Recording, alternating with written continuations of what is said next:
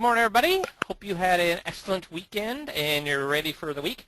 As usual, the Monday morning calls are a great time to talk about things gone well, things gone poorly, got questions, got hurdles. Let's talk about them now. Everybody can benefit from those things. So as I'm going over the pointer here at the beginning of this call, you want to type those things in. And again, you can always be online with this if you want. Just make sure you're on a headset or you can use the dial-in number. So as I'm waiting to see if there's any questions, I'll go ahead and get started. So we go right here. So how would you like to get in front of 12 highly qualified prospects for $15? Anybody want to do that? Because it's very easy to do, and it's with the Trip, Lunch, and Learn program. So what is the Trip, Lunch, and Learn program? Well, I'm going to go, if you haven't looked at it yet, I'm just going to go to the website here. What you want to do is I'll go back one here. So you come into the, oops, I have to sign in again. Doggone it, sorry about that. So as I'm doing that, so I'm signing back in here. Trip, Lunch, and Learn is a way to get in front of people using the Trip program. So there we go. So now we hit the Trip, Lunch, and Learn. So we hit the manual, and I just want to walk you through this. So has anybody here had one of these yet? Anybody on the call had one of these yet? I'm not seeing anybody, so that's a good thing to go through then. So let's walk through this thing. So essentially, this is a great thing, for, not just for the trip, but to look at for anything. This was done by Derek Silvers, and he was talking about the value of an idea. And what's the value of an idea, guys? What if you have the best idea in the world? What is it worth? What's the best idea in the world worth, guys? Let's see some answers to this. The best ideas in the world, what's it worth? Because there's tons of great ideas. What's it worth? Nothing unless you share it. Yeah, close, Kevin. Nothing unless you share it. I would agree with that. But I'd say let's take it one step further. Nothing unless you what? Because you could share it until everybody in the whole world knew the idea. It'd still be worth nothing unless somebody what? Unless you work it. Exactly, Jerry. Act on it. Yeah, exactly, Jeff. So here it's showing that an awful idea, well, let's not go. Let's go with the so-so idea with excellent execution is worth $50 million. A fabulous idea with no execution is worth $20. I mean, and this is, I mean, he just came up with, I don't know how he came up with these numbers, but I mean, I do agree, though, with the premise, which is a brilliant idea not executed is worthless. An okay idea executed is worth tons of money. So the Trip idea, I've had now guys using the Trip, but not many. And I don't know why people aren't using it, because the guys that are using it are having unbelievable success. They're going back to people who have told them no, no, no, no, no, no to life insurance, and they show them the Trip, and then the people magically want to buy life insurance. So I want to show you a great way to get in front of people, because when we talk about marketing, when we talk about persuasion in marketing, I'm a big fan of Cialdini, and Cialdini has 6 principles of influence. And all of those 6 principles of influence, reciprocity, authority, consensus, consistency, liking, and scarcity, those all come into play with group marketing. So a lot of guys are a little bit skittish about doing these Trip presentations one-on-one. So what if we instead did the Trip presentation as a group? So here's what my recommendation for you to do. Because it's only going to cost you $15 to do this. I guarantee you, if you do this, it's going to make you $25,000 for $15. So Trip was conceived, again, just as a reminder, for helping people protect, for living too long, protect themselves against rising healthcare costs, against loss of Social Security income when a spouse passes away, low interest rates, protects them against inflation, market downturns, living too long and too little. It protects them against all sorts of things. So the best way to get this in front of your clients and your prospects is to do a lunch and learn. So you want to begin with your current clients, first of all, because they already know and trust you. So you're honing your presentation skills into presenting to an audience that is easy and familiar. Now, a lot of people have said, I don't want to, have come up with all sorts of reasons why their clients are not the appropriate place to go. So guys, let me ask you a question. Should you invite to a group meeting, should you invite people that, your clients that are maybe not healthy? Would it be smart to invite those people who are maybe not healthy? Maybe not one-on-one, but in a group setting, would it be smart to invite them even if they weren't healthy and you don't think they're insurable? Let's get some answers on that. Yes, Jeff, exactly. It would. Yes, I'm getting yeses. It would be. Why? First of all, once they've seen that you have ideas they've never seen before, may you get a sale that has nothing to do with Trip. And that's what we're finding with guys that have actually gotten out and started presenting Trip, is they're picking up life insurance that isn't even TRIP. They're also picking up annuity business that wasn't involved with TRIP, because what it's showing people is that you're contacting them, you're having conversations with them, you're showing them new things, and then they say, oh, by the way, I've got this money. Oh, by the way. So, yes, you invite them. And then, let's see, Kevin brought up, they also know people who it may be good for. I mean, what if they're 80 years old? Guess how old their sons and daughters are?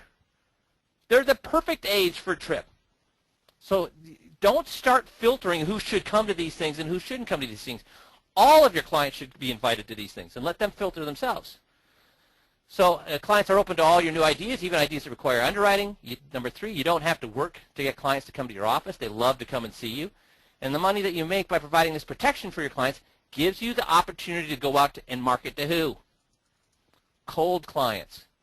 So when you spend $15 to market to your current clients, make 20 grand, 25 grand, you can use that 20, 25 grand to buy a new car, or you could use it to fund the rest of your marketing for the whole entire year, so your marketing would be free.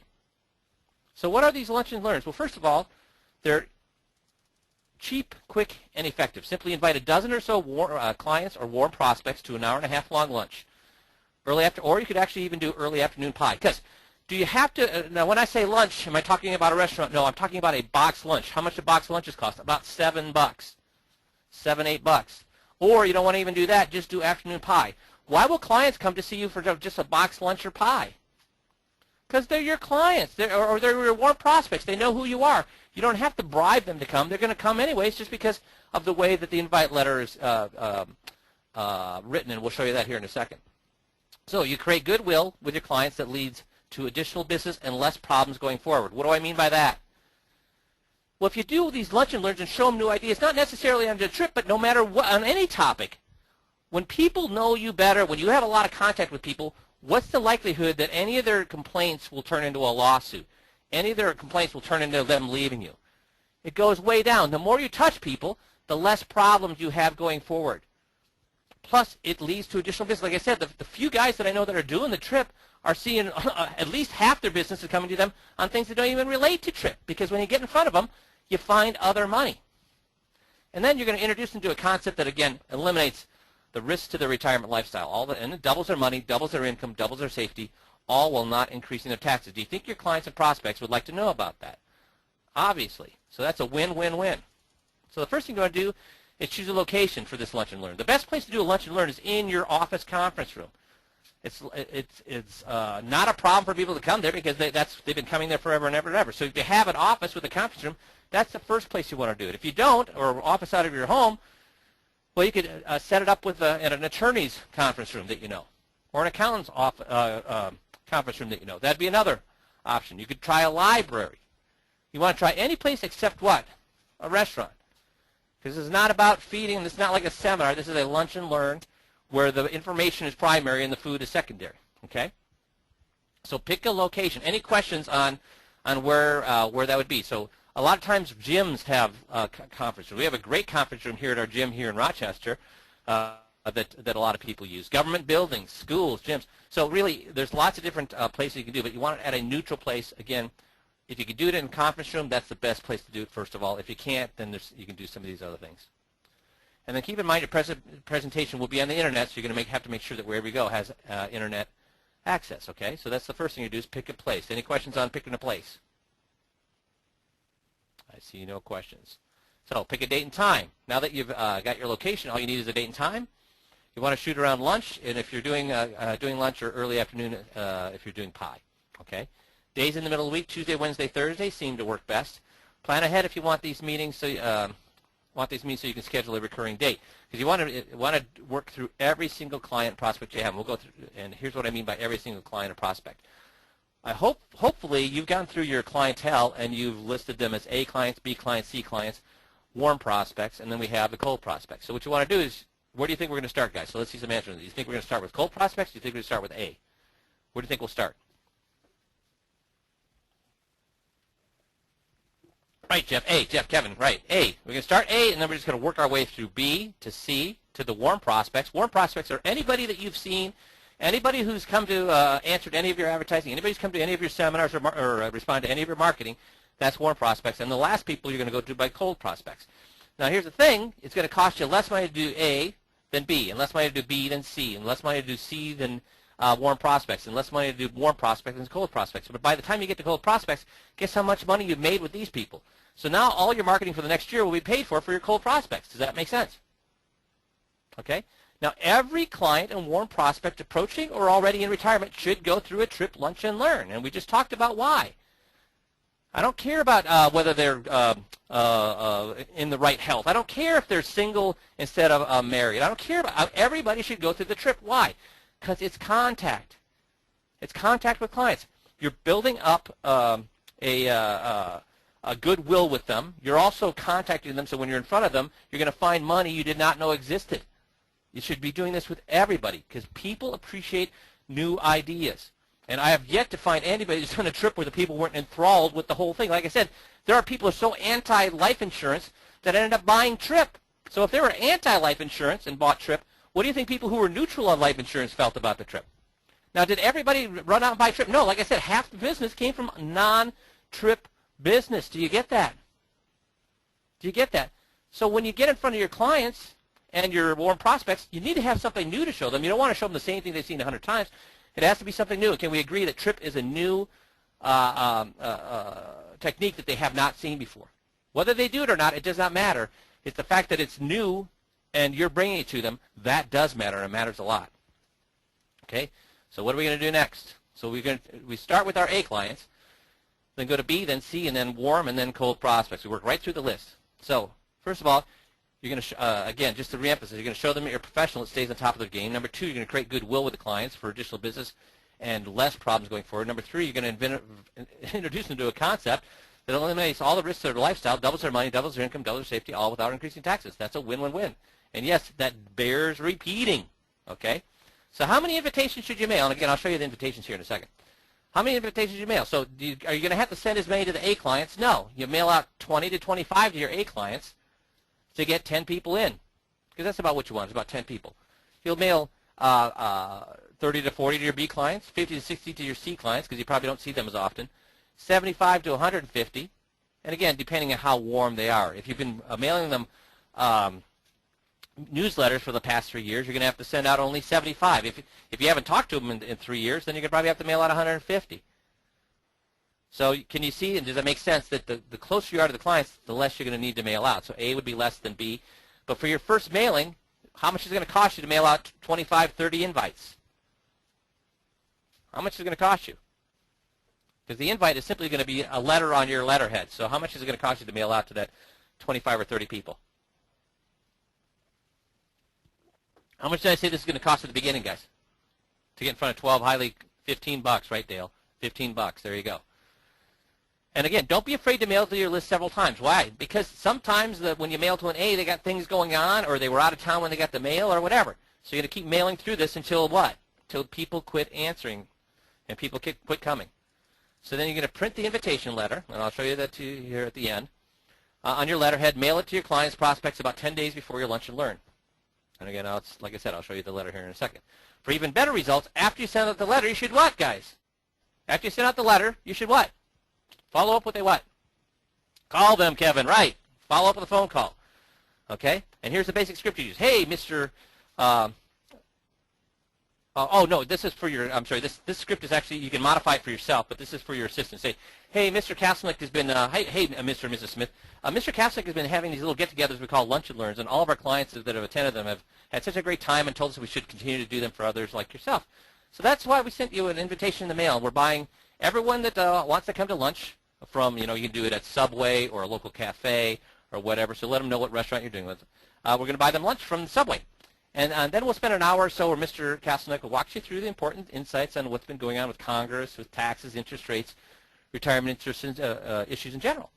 And you'll have some lunch with a few other people as well as learn a bit and get your questions answered, concerns answered. And would you like to have lunch with us? Super. I mean, how many people of your A clients are going to turn that down? B clients, C clients, and even how many of your warm prospects are going to turn that down? Because they all, think about this, people. When people retire, do they sit in their living room with their shades drawn? No, they want things to do. And if it sounds interesting, if it has a little food involved, and again, even as little as pie, guess what they'll do? They'll come out, as long as they don't feel like they're being sold. Does this sound like I'm selling them something? And you see the letter, again, doesn't look like we're selling them something. And even with TRIP, do we sell them anything? I want some answers on this. Do we sell anything to them with TRIP presentation? No, Kevin says. You're right, Kevin. No, okay, Jeff, exactly, we don't. We walk them through a scenario, and then they tell us, oh, I want that thing. We never tell them they should have that thing. So they're always looking for things like that. So what if, again, when I talk about these numbers, these are generalities. A clients for one guy means something different for A clients to another guy. My A clients, I probably have to mail out 10 to get 10 because I treated them the way I treated my clients. I was constantly having events and things like that where they were really bonded to me. Somebody else who maybe doesn't treat their A clients that way may have to send out 25 or 30 or even 40. Depends how you treat your clients. So the reason I bring that up is this is as much an art as a science, but this is a good place to start for the numbers. But the thing I'm bringing up here is what's too small for Lunch and Learn? What if only 2 people answer for a Lunch and Learn? What if only 2 people want to come in for a Lunch and Learn? What should I do? Cancel it? Should I cancel it? No. Right, Kevin? No. That's right, Al. Proceed. Because, exactly, Jeff. Present it because the fact is 2 is not too small. It's just a way. It's a little gathering that you're walking through a concept. So no matter how many people show up, you should go ahead and go through with it. Because what's it going to cost you? Nothing. So here's the presentation. So basically the presentation, to cut to the chase, is the same as the TRIP presentation is. So you're just going to go through the TRIP presentation. The only difference is, and so what you're seeing here is exactly what you're going to see on the TRIP presentation script. The only difference here is you're only going to go through parts 1 and parts 2. Because in part 1, all we do is talk about what? How they currently invested, and then it could be what? A little bit better, and we get their commitment to that. And then number 2 is we show the concept. But do we talk about any numbers? Do we talk about any specific numbers in part 1 and part 2? No, we do not. We only get to specific numbers in part 3. So guess what we're not going to get to? Part 3. We only go through parts 1 and part 2, get them to buy in the concept and say, how would I do that? Then you can make the appointments to see them one-on-one to walk them through, again, walking through parts 1, number 2, a little bit more quickly, but then hit part 3 where we actually talk about numbers and how it would affect them in particular. Does that make sense to everybody? So the presentation, you're simply going to do the presentation as it is set up in the TRIP system, but you're only going to do parts 1 and part 2 and then stop it at part 2. And then I have the script. You see here, only do parts 1 and part 2. And then I have a script on how to close the conversation. So at the end of that, guess what you're going to find? What are people going to say when you get to the end of part 2? Well, how do I do that? Or how does it work? Or how would it work for me? Do you have it? Well, then you're going to make individual appointments. That's all this is. And we walk you through the script and all of that. So what can you expect? Well, you should be, again, what we've been seeing with the few guys that have actually got in front of clients is virtually everybody's interested in taking it to the next step of at least seeing if they can get qualified.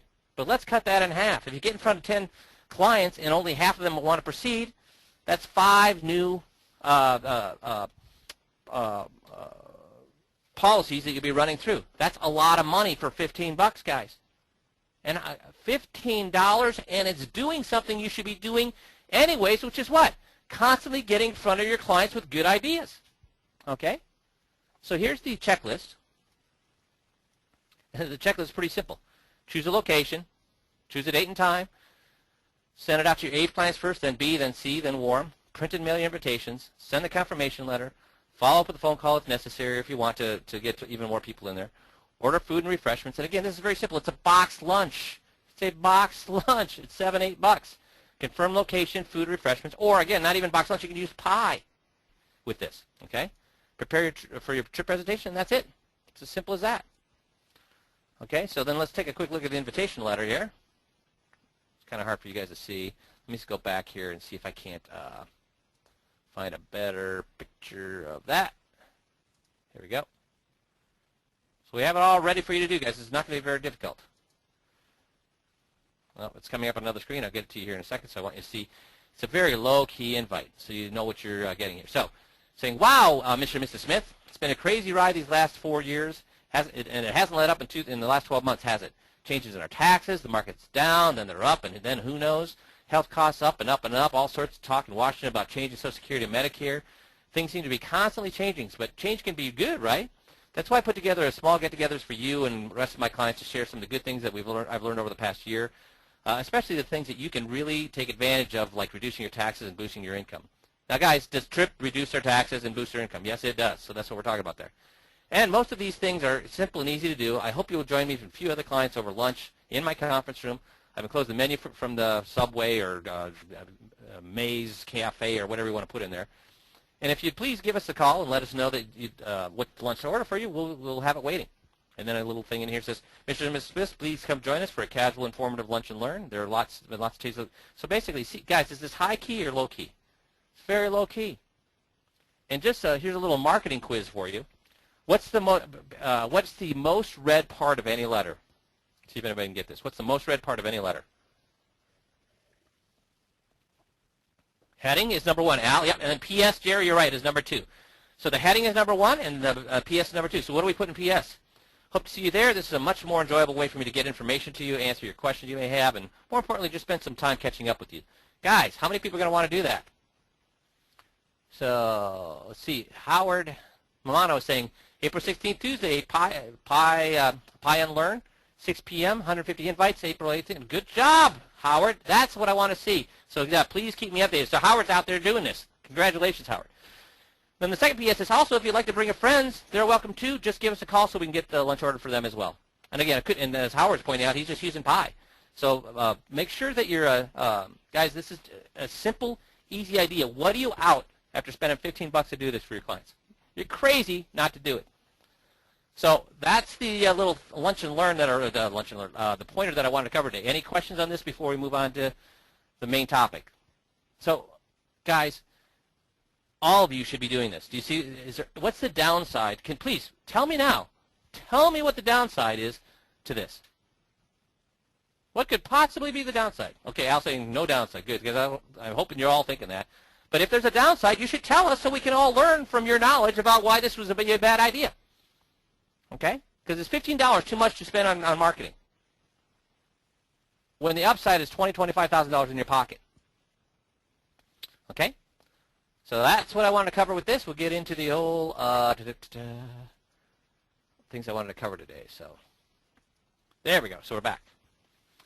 So a lot of the things that we do with the 5Q system at the disclosure meeting are done for quote-unquote free. But I've told people over and over and over again that I made $1 million a year doing things for free. See, when you do things for free, it makes you look different. Because do any of your competitors do things for free? No. And not only is it the right thing to do, it makes you a lot of money, it's also the right thing to do, isn't it? So one of the things that, and that's what we're going to talk about a little bit today, specifically the Survivor's Guide. But I just want to walk through some of the reasons that we do these quote-unquote free things for the client. So we do these non-financial things. So first of all, we do the Survivor's Guide. Then we do the Medical Power of Attorney. Oops, sorry, I have a question here.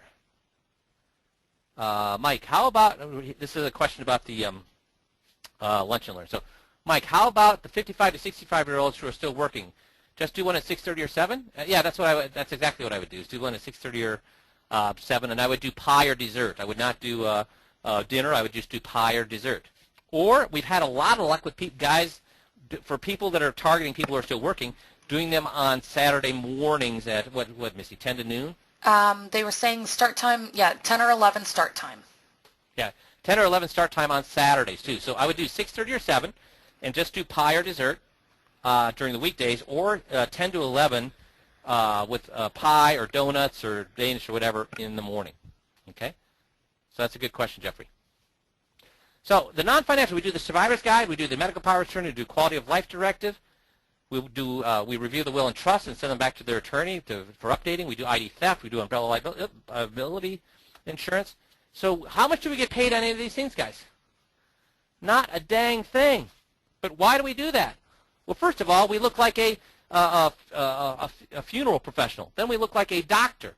Then we look like well, we still look like a doctor here. Then we look like an attorney. Then we look like a security expert. And then we look like a property casualty expert. And all here, we've talked about what? Or what have we not talked about? Non-financial. What have we not talked about yet?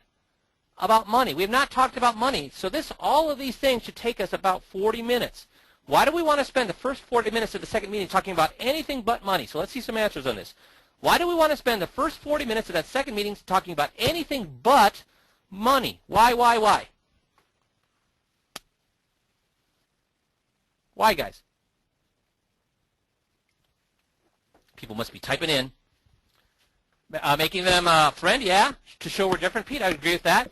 Al says, because we don't want them to think the only thing we're interested in is the money. Exactly, Al. We don't want to look like everybody else. We don't want to be thinking about the money, because if all we do is talk about money, then they know the only reason we're there to talk to them is to part them from their advisor so we can get access to their money. So we want them to think, and how many advisors do that? Instead, advisors go right for the money, don't they, at the second meeting? Right for the money, and then people are very defensive because they play defense, trying to keep you off their money. But instead, when they think, well, geez, survivor's guide, that's not about money. Huh, that's weird. Then you go into the medical power of attorney and quality electric, and go, oh, well, that's odd. My guy didn't cover that. And then pretty soon they're like, wow, this guy's way different. Oh, he's not after our money. He's just trying to help us. He's just trying to put me and my family in a better position. So then by the time you get to the money, they don't look at you as just going after the money. They look at, there's just some more information he's giving us. This is just more professional advice that he's giving us. This is just one more way that he's looking like a consultant to us. So their defense, and as Rick says, their anxiety has been reduced completely. That's why we spend the first 40 minutes doing the non-financial. And so what we want is, for the non-financial things, is we want them to know why they want these things. So why would you want these things? We were going to ask them this question, why would you want these things? But that's not enough, because just wanting them is not enough. We need to then follow up and say, why would you need these things? They need to understand the consequences of not having a survivor's guide. They need to understand the consequences of not having a quality life directive. And do we need to have them understand the consequences on an intellectual basis, guys? No. How do they have to understand the consequences of not having these things? On an intellectual basis? So let's see some answers on this. How do they need to understand the consequences of not having these things? Where do they need to understand it? In their head? Emotional. Everybody's saying emotional. Exactly. They need to feel like, holy crap, if I don't have this thing, I'm up a creek. And here's something I want to stress to you. And I'm going to be a little bit sexist here, but we're going to talk in generalities. Generally, who takes care of the money, the man or the woman? Who takes care of the money, the man or the woman? Because rarely do both of them have equal say on the money, right? Sometimes they split up their asses, and one keeps one and their stuff, and one keeps another stuff. But when most times all the money's jumbled together, and who takes care of the money? The man, Jeff says. And I would agree. Most times the man. Sometimes I've seen the woman, but it matters not. Because here's the thing. The person who takes care of the money could give a rat's patootie about the family. And I'm exaggerating there. But as compared to the person who doesn't take care of the money, if the man's taking care of the money, guess who takes care of the family? Guess who arranges the get-togethers? Guess who arranges to make sure everybody's happy? Guess who makes sure that the things run smoothly in the family? If the man's taking care of the money, who takes care of the family? The wife does, Al, exactly. And if the woman takes care of the money, guess who takes care of the family? If the woman's the one that takes care of the money, guess who takes care of the family? The man does. So here's the thing. When we're talking about all these non-financial things, guess who we're getting involved? And I will tell you this straight. Even though the man takes care of the money, is he in charge of the household? Even if the man takes care of the money, is he in charge of... No, Jeff says, exactly. No. The only reason the wife is letting the man take care of the money is because she doesn't know enough about it and doesn't really care as much about it. But when she puts her foot down and says no to something, guess what's going to happen? Whatever she wants. So here's the thing. We need to get her on our side.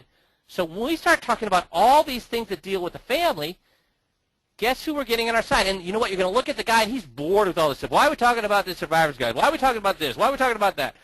But the fact is, you're getting her on your side. Now you're talking about things she's interested in. If all you're talking about is the money, she'd be bored. She'd be not following. She'd be not really paying attention. But when you start talking about these things, you got her attention. And you have the ally. You've made an ally of the person who's going to make the final decision on whether they're moving the money or not. Do you get that? I want to see some yeses there. Do you get that? If you can get the wife on her side talking about family, okay, I'm getting lots of yeses. Good. So that's what we're doing with the non-financial. We're getting her, we're looking differently, we're lowering the resistance, but we're getting the real decision maker on our side. And the real decision maker is not the person who handles the money. Rarely have I found that the real decision maker is the person that handles the money. So they need to know, create a sense of urgency. We need to know that it will ruin the happiness of the family, and it's not about the money. And and this has to be felt in their gut, not in their head. So that's what we're doing with the Survivor's Guide. So the first thing we cover is the Survivor's Guide. And I used to spend an awful lot of time, and one of my guys actually spent 40 minutes just on the Survivor's Guide, and he killed it. And these people were coming on just for the Survivor's Guide. He did such a good job on the Survivor's Guide, these people wanted him to become their advisor just to get their hands on their Survivor's Guide. Now, here's a question for you. When do people get their hands on their Survivor's Guide? Oh, you know what? I'm going to hold that, because that's actually a few slides ahead. So let's talk about Survivor's Guide. So what are we trying to accomplish with the Survivor's Guide? We're trying to get them to understand that if they don't have this document, first of all, the benefits of the document, so they say, oh, it'd be nice to have this document, but that's not good enough. We have to have them understand that if they don't have this document, their family could disintegrate. Their family could implode if they don't have their Survivor's Guide. They could cause all sorts of unrepairable problems to their family if they don't have their Survivor's Guide. So when I talk about that, guys, when I talk about families imploding and problems that happen that are not repairable within inside the family, what have I tapped into? Their brains? See, a good idea, what's that tapped into? Their brain. But as Al points out, he says emotions. Yeah, when I talk about, hey, your family could implode, you could produce unrepairable damage if you don't have this thing. Now I've tapped into their gut. More importantly, the person who takes care of the family's gut, because they don't want that stuff to happen. So now when am I going to hand them this? And I'm going to show you how we do that here in a second. But how do we hand this to them? Or when do we hand this to them? When do they get the Survivor's Guide, guys? When do they get anything that we offer them and show them? When do they get the proposal? When do they get the Survivor's Guide? When do we hand these things to them, guys? After they become a client, right? After after the third meeting, exactly. When they come on board, they get none of this. Now, how do you know you've done a good job? So when I get done with the Survivor's Guide, how do I know that I killed it? What do they ask me? If I know I've killed the Survivor's Guide, what do they ask me when I get done with the Survivor's Guide after doing? And I don't spend 40 minutes, guys. I usually spend about 20 minutes on it. Well, somebody says they're making another appointment. Yeah, that. Can I have it? Right, Eric. How do I get that, Pete? Yes. When they want that document, you know you've killed it. And then when they ask for that document, you say, yeah, absolutely, you're going to get that. When you come on board, we're going to make sure that we get this to you along with everything else in a nice, orderly manner. So when they ask for it, that's when you know you've killed it. So when you come on board, you're absolutely going to get that Survivor's Guide. So the guide is not about facts and figures. You're going to see the beginning part. We're going to get into it like that. But then I'm going to start telling stories, because stories are emotional. Facts and figures are to your brain. Stories are emotional, and that's where I need to get, is to the emotional of this. So the table of contents is all of these different things. So I'm going to walk you right through the table of contents. First thing we're going to talk about is document's location. So the document's location, I'm going to tell them a little story about, hey, you know what? One of my clients, and again, the stories are going to be less emotional, but I'm going to start moving into more and more emotional as we go on. So the story I talk about with the document location is the fact that I knew this family, and they looked for their parents' safety deposit box, and they couldn't find it at the local bank. They checked every bank in town. Then they started checking banks up in the cities. Then they started checking banks in the 3-state area. And I don't know what they thought was in that safety deposit box, where they thought Dad was had gold in it or whatever. But boy, they spent a lot of time and effort and wasted effort and weekends, and there's a lot of stress and strife caused by these people looking for this, or their family looking for this, and it caused all sorts of problems. And I don't even know if these people ever had a safety deposit box. For all I know, if they had gold, they buried it in the backyard. So they've been looking for a safety deposit box where they should have just dug up the backyard. I don't know. But if you don't have a safety deposit box, guess what you should write down? That you don't have a safety deposit box. So I'm starting to, guys, how many people are thinking, oh, if I don't have a safety deposit box, I should write that down. Or if I have one, I should write down that I have one and what's in it. Do your clients think about these things? No. So all of a sudden I've got them thinking about things they've never thought about before. Is that a good thing or a bad thing? And that's just starting out. So at the first thing, yeah, I guess I could cause a little bit of problem, but they're not thinking that the world's going to end if that's the case. But guys, every story gets a little bit more visceral. Does that make sense? Then we talk about insurance, where their insurance and annuities are. Now this is a great thing to be asking them. Why? Why is it a great thing for you to be asking them or having them write these things down, guys? Now, you explain it that they need to let their kids know about it, because at their death, they need to tap into this for insurance and to pay for the funeral and things like that. So, but what do you get out of this? Out-of-date contracts, sure. Well, the fact is, not only out-of-date contracts, Jeff, because you're right, but you're going to find out where all their insurance and annuities are. So are they necessarily going to tell you where all their annuities and insurance are? No, but they're going to list them here. Now you have that information. Exactly, Howard. Now you have this information. You know where all of their money is. Is that a good thing or a bad thing? So they'll list things here they would never tell you, but guess who they want to give this survivor's guide to? Every single one of my clients said, at the end of filling this out, said, now should I give this to who? Now should I give this to who? Who do they want to give it? Me, exactly. Should you give it to you? Yeah. And I say, yes, give me a copy because I'll be one of the first people your kids contact, but also keep a copy in your home. So they're giving me a copy. That's a good thing, guys. The next thing we talk about is Social Security.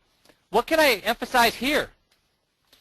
What can I emphasize here? The fact that right now they're receiving 2 Social Security checks, but when one of them dies, what happens to their Social Security checks? They lose one of them. What does that set you up for, guys? A life sale, in particular a trip sale. Okay? Then we go into trust and real estate info. Again, and Pete's bringing up power of attorney with Social Security. We'll actually cover that at Social Security, but you're right, Pete. So, I'm sorry, we'll actually cover that at the power of attorney portion of the meeting, but you're right, Pete. You could talk about the power of attorney and how it deals with Social Security right at that point as well. So it's a little bit of art and a science. So then we're going to talk about the real estate and trust info.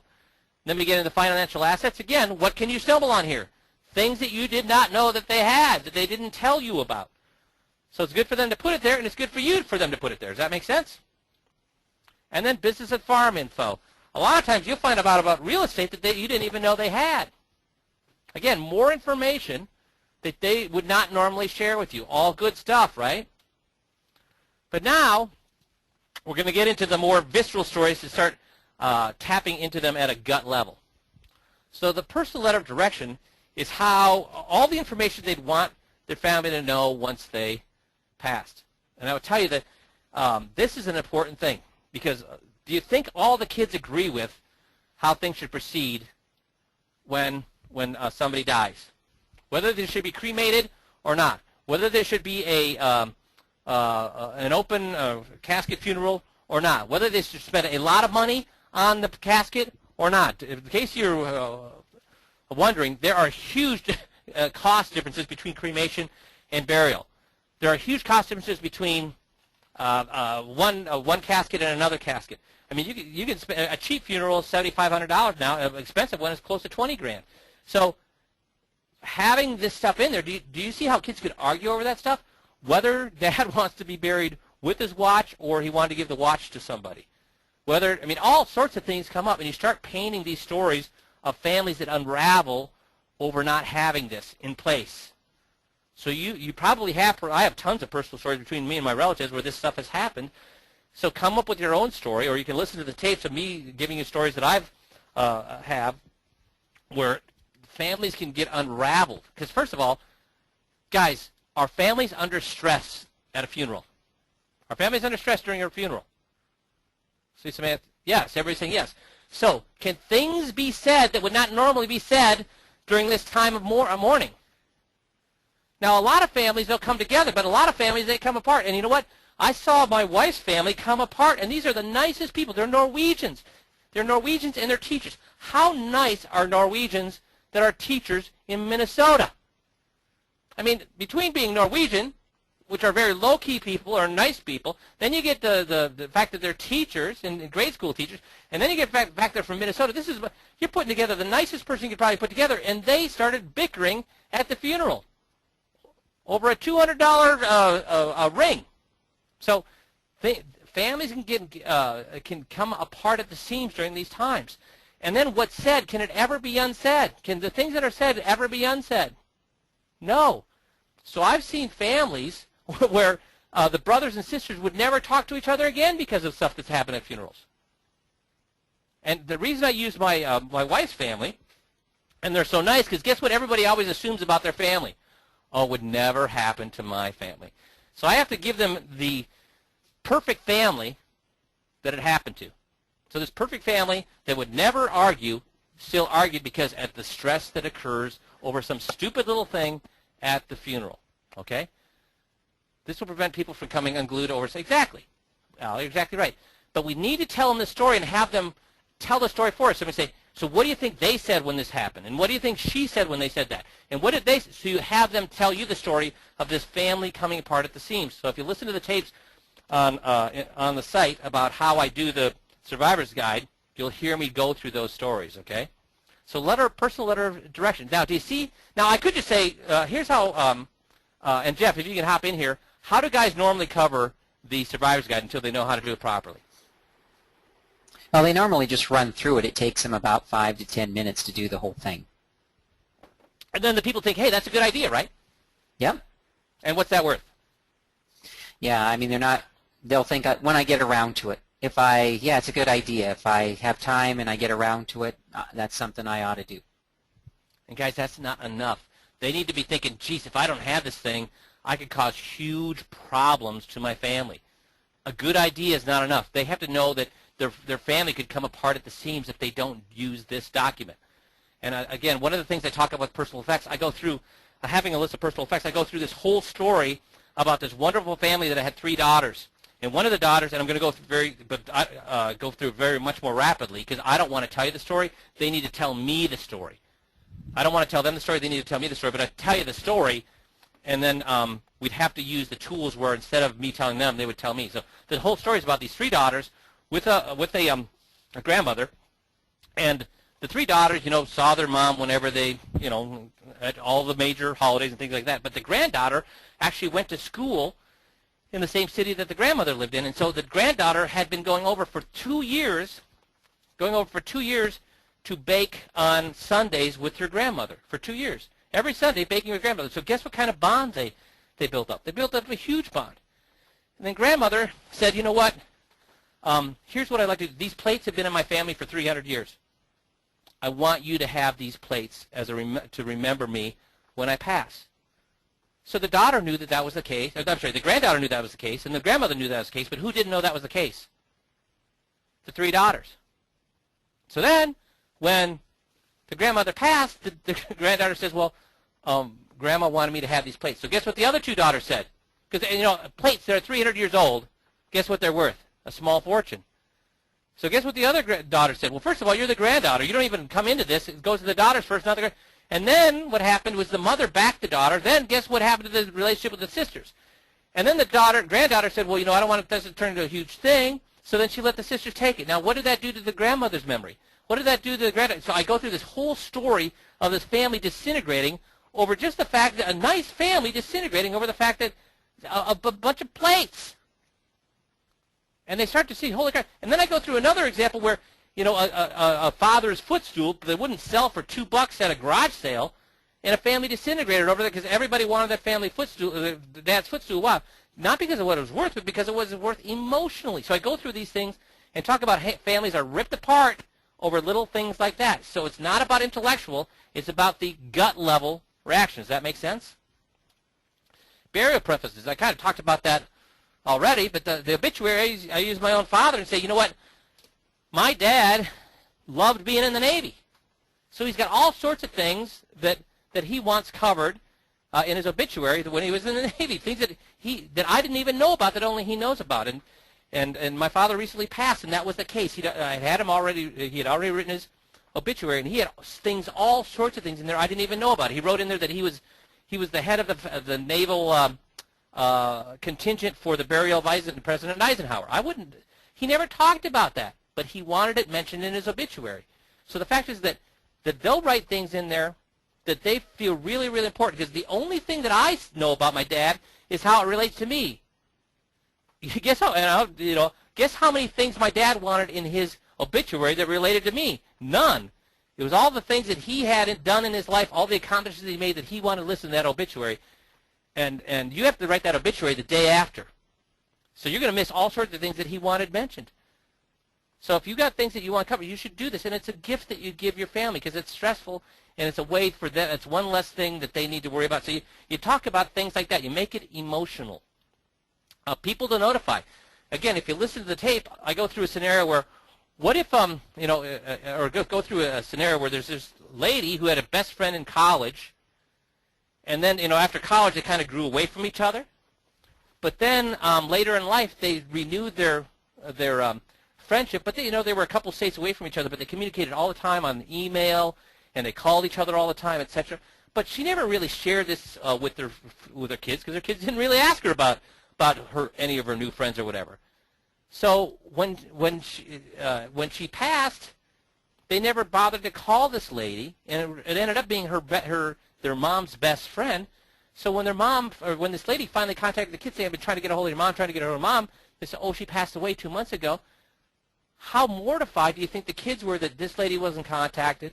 How mortified do you think that lady was? So you go through those kind of things. Because really think about it, guys. Do you know who all your parents' best friends are? Do you know who all their contacts from college were? Do you know all the people that they should know, that would want to know if your parents passed? No, they wouldn't know that. You wouldn't know that.